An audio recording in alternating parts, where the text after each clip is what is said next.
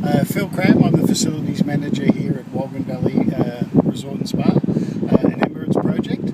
I have been here from day one since we got rid of the cattle and turned this from a cattle station and started turning sod to build the resort. So I've been here just on 6 years.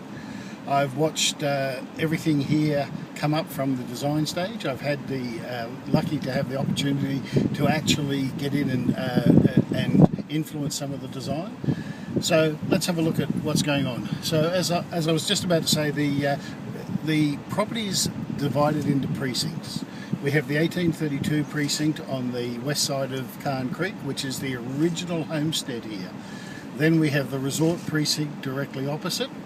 And going north from here, we have our staff precinct, which has more accommodation for our staff than there is for actually guests. We can accommodate 88 guests and about 90 staff. Then we go past that through our the precinct for processing our wastewater, then to the stables, and then further north to the gatehouse where you would have been received. If you've driven a car, you leave your car there, because when we come to the resort, one of our first initiatives is to use mainly diesel-powered vehicles, or in the resort itself, electric-powered vehicles. So looking out over the resort, you'll see they're all individual villas. There's 36 one-bedroom heritage villas. There is 3 two-bedroom Wallamai villas and 1 Wolgan, which has got 3 bedrooms. The quality of finish in each of the villas is pretty much the same. The furnishings are very similar, so consistency throughout. On the north face of every villa, you'll see 2 solar panels. Through that, we actually heat the domestic hot water. It goes into a hot water storage unit, which is in the left-hand end or the south end, east side. So this side of each of the villas. So they've all got a hot water storage unit. The water, because we don't always get glorious sunshine like today, is also backed up with a gas-fired instantaneous hot water unit. So we store it at about up to 58 degrees. When you turn on the tap in the villa, it'll check the temperature of the water. If it hasn't sustained at 58 degrees, with the solar heating, it'll go into a gas-fired instantaneous, boost it up, and then it comes out the tap. Our primary source of water for each of these villas is each one on the southern side has a rainwater tank, 1,500 litres. So our primary source of water is roof catchment. To back that up, we take water from Carn Creek, which is the creek that runs just on the other side of the villas, and down here. We take water from that and put it through a reverse osmosis water processing plant, which we'll see in a few moments, and we treat that and then top up the rainwater tanks when they empty out. In our domestic water, we also use wind power, so you'll see 2 windmills on the property. This windmill actually takes water from the creek, and we use it to do a water feature which runs down through the property and ends up in this retention dam here. The other windmill next to 1832 is used for taking water from the creek, and we have a 55 million litre dam we constructed, which we use for firefighting, which we also have put fish in and put structure in, like these reeds, and we'll use that for fly fishing. And if we ever have to use it for helicopters for firefighting, we've done that already. We had a fire on the escarpment behind us, and we had 4 helicopters dunking Bambi buckets into the dam to fight the fire. Okay, next, just to the right of the windmill, you'll see a mound of dirt. Actually, that is the pumping station where we extract water from Carn Creek, and we send it 800 metres. 2 multi-stage Grundfos pumps, which are extracting water from filter bags down in the river. This river is classed by the University of Western Sydney as one of the most pristine rivers in the Blue Mountains. So we take the water out of here, transfer it through the pumps back to our processing plant. Extraction point. There are three felt filter bags. We allow the sand to fill it up, and that acts as a natural filtration unit. So from the filter bags, the water goes into this pit, and so the pumps will never, well, hopefully never clog up and draw water straight from the pit. Right. So under here is a series of tanks. All of them are vented to atmosphere through carbon filters, so that the spec is when you're standing here, you're not able to smell any effluent smells at all. So the resort goes to pump station 1, it's sent to pump station 2, where we add the black and grey water from the staff precinct. From there, it comes into a primary settling tank. From the primary settling tank, we then put it into these Arenca filters just up here. Now each of these boxes, if you lift the box lid, is like a series of felt curtains, and that contains the bacteria for the anaerobic system. So it's a total anaerobic system. From there it comes back down into the secondary treatment where it's tested. If required, we will also add chlorine.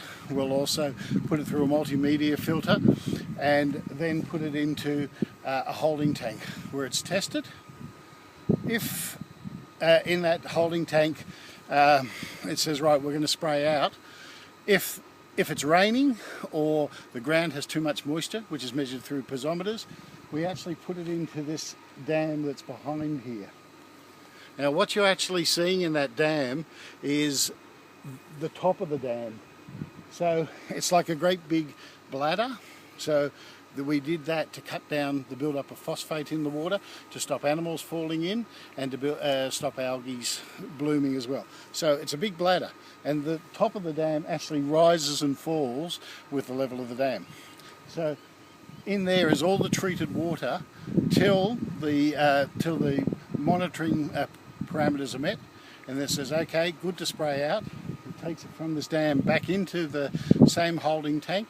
From the holding tank it sends it either north to spray out paddocks that the horses use, or north to the spray outs, or south to the resort where it goes through the resort irrigation system. So that's how we treat black and grey wastewater. Who's testing the water? Right, we test the water we have self-monitoring, which I'll show you in a moment, where you measure turbidity and you measure chlorine levels and everything. We also then test monthly with a company called Sydney Water, who have now won the contract. They come and take samples of both our drinking water and our wastewater and make sure we've met all the parameters. Then every so often, out of a surprise, the local council who oversee us will knock on the door and say, we want to test your plant and see all your readings. So I have 2 guys who every day need to come and check and take readings on all the wastewater plant and the drinking water plant. Okay, this is our potable or drinking water treatment plant. We've already been to the creek extraction points, which are shown by these 2 triangles here. So from the creek, it comes in and we measure the turbidity, so how cloudy the water is. After measuring turbidity, After we measure the turbidity, if it meets standard, it's put into a tank just outside this room where we store it. While it's in the tank, we blow air into it to aerate it, and from there we bring it into this room, into this unit here, which is our reverse osmosis unit. So as you know, reverse osmosis using semi-permeable membranes and pushing the water through under high pressure. So that takes out most of the impurities, heavy metals, and a lot of the tastes and taints in the water. But when it comes out of the reverse osmosis, we then pass it through 2 activated carbon filters on the other side of this wall, and that cleans up the last of the taste or any of the other elements that might remain. From there, it actually comes in this way. We come in and we pass it through UV disinfection again. From the UV, we drop it into the filtrate tank. It's classed as filtered water. Out of the filtrate tank it comes, and we chase the pH and the chlorine. We add chlorine or hydrated lime as necessary. And from there, if it passes, it comes back in and goes to a 1 million litre tank outside for storage. If it doesn't pass through the loop, it goes back through the treatment loop, back through the UV, chlorination, till it meets standard. Is the testing manual or automatic? The testing is all manual through this series of monitoring equipment up here. So there's pH, chlorine, turbidity, all through here. Alright, so that's how we system, and realise that in a rainy period, we may never draw water from this million litre tank for up to 2 or 3 months. And by that stage, any chlorination that's in that water would be gone. So what they've asked us to do is, and in this little hut here, is we've added a subsidiary chlorination plant. So all that does is take water from the bottom of the tank, checks its chlorine level, adds additional chlorine and puts it in the top of the tank. So all we're doing is circulating the water in the tank to make sure the chlorine level doesn't drop. Out here are some of the tanks you saw on the diagrammatic inside. So the feed water comes direct from the river.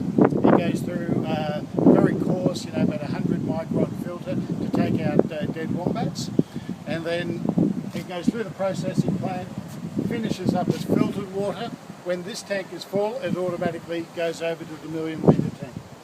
Through the back you'll see those activated carbon filter that was on the diagrammatic as well. But every building in the resort and staff precinct has its own water tanks. So I said, primarily we take our water from rain harvest. Every year we undergo recertification for our carbon neutrality. We work with 2 main companies. One company is called SKM in Newcastle, north of Sydney, and they actually come and collect all the raw data. So they'll spend 2 or 3 days on site. They do it forensically, mainly through our accounting system, and through that they'll work out how much rubbish we've removed from site through our waste contractors. They'll work out how much diesel fuel we've used, how much petrol. They'll work out from the electricity bills our power usage and consumption, because we do take mains power, even though we do have generators on site. They'll collect all the raw data. They'll do an initial calculation. From there it goes to Landcare New Zealand, or a company called Carbon Zero, which was an NGO, non-government organisation, who actually will do our accreditation. So they'll take SKM's raw data, put it through their calculations, and see if we need to buy credits of that. Last year we had to buy about 130 credits, which was next to nothing. The years previous we've been self-sustaining. We've been actually had a few credits, not tens of thousands, which we would love, but we've had a positive number of credits. Part of SKM, they will also look at our land use over our 4,000 acres. They will work out how much of that is under grass and how much is under wooded forest, and any carbon accreditation through that. They also look at and take data on how many plants we've planted over that 12 months, because one of our initiatives every year is to try and put 25 to 30,000 plants or more into the ground from tube stock. And most of that tube stock, I must say, is gathered from seed here in the valley. So the provenance of the plant is, it originated from here. So we're very proud of that. As I said, we're very big into recycling. We're trying to reduce the amount of wet waste that goes out of here. They also look at, in their figures and in their calculations, they even work out how many transfers from Sydney to Wolgan Valley occurred at our request.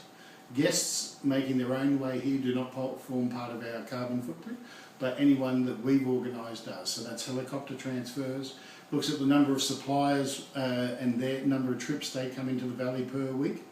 So it collects all the positives and negatives. And as I said, we're quite proud of being one of the first resorts to gain carbon neutrality. Fantastic. As well as our conservation work and work in the valley itself, we also work with some of the traditional owners, the Aboriginal communities. In particular, the traditional owner for this land is a group called Mingan, which talks, the meaning is it's a female place. And anytime you have rivers meeting, you're in a female place. We work with them close at hand. We fund some of their fundraisers. It's coming up to our national Aboriginal and Indigenous week, NAIDOC week, so they're looking for some funding there. We also offer traineeships to the Aboriginal, to members of Mingan who would like to learn hospitality, either in food and beverage or engineering. We like to have an Aboriginal representative here on site. Tomorrow night even, we have a welcome to country, which is always done by an Aboriginal elder for one of our conference groups. So again, we're working through Mingan to get Daryl Goodman here, and he'll come and do the welcome to country. So it's a minor thing we do, but all our decision making, right from the very beginning, before Emirates bought this property, we always included the traditional owners.